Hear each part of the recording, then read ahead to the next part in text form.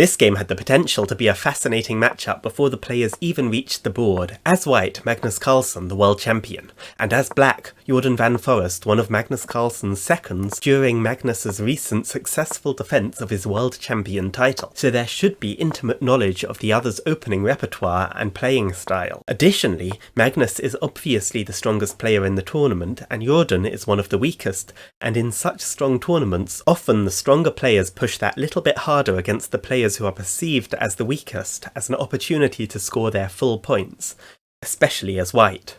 As in this game. The game started calmly enough, a neo-Grunfeld defence. A couple of knights were swapped off. Jorden would love to swap his light-squared bishop for the fianchettoed one on g2, but Magnus avoids this, and it is instead swapped off for a knight. The game started heating up when black decides to go for an aggressive kingside expansion. Magnus gives up his bishop for the advanced knight trying to open the centre. But suddenly the game got a lot more interesting, with Jorden choosing instead to sacrifice his g-pawn in front of his king to keep the centre closed, and open avenues of attack for his heavy pieces.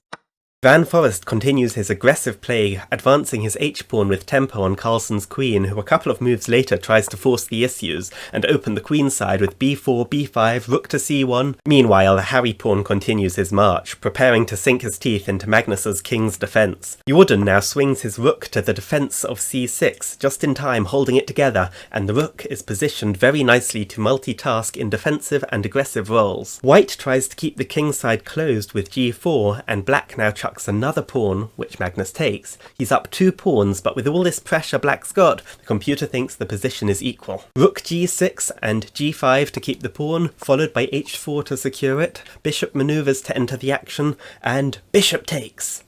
Magnus doesn't take, that would lose his queen. Instead he steps out of the line of fire, queen a7 angling to attack along this diagonal, queen up attacking the rooks, and check! King steps over and black spots a clever defence which wins Carlsen's queen. Rook g7 protecting that rook with his king, and after rook b8, check. Bishop d8 blocking the check, giving it up to pin the queen, and then after blocking it again with the other rook, Magnus gives a check with his bishop but eventually has to take the rook. A couple more moves, but the dust has settled and they repeat moves. Draw. Thanks for watching.